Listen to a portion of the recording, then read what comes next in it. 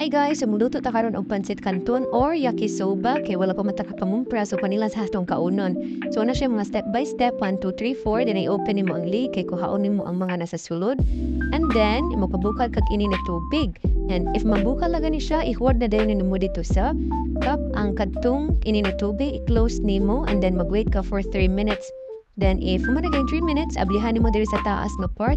So, ano siya mga busot-buslot and then hanin mo i-drain ang hinini tubig. So, benri ka, ayo no convenient, pinakaayo ang pagyabo nimo sa tubig. So, di na ka mapasok-pasok. And then, ipamutang na dayon nimo ang mga seasonings. So, ang first there na seasoning akong gibutang kay ang katong murag sa mga seasoning ay basta mga powder. Then, ang next step ng seasoning ako gibutang kay ang kadtong toyo. So, ang toyo niya kay murag kanong sa uyaki ug lasa. Then, ang last kay ang mayonnaise. So, muna nakalahian niya nga yakisoba kay na siya mayonnaise. So, same siya ug lasa sa kanang gibaligya sa restaurant. And then, muna ni siya ang last effect. So, mga tayo, mix na nanay mo siya. And then, ready to eat na.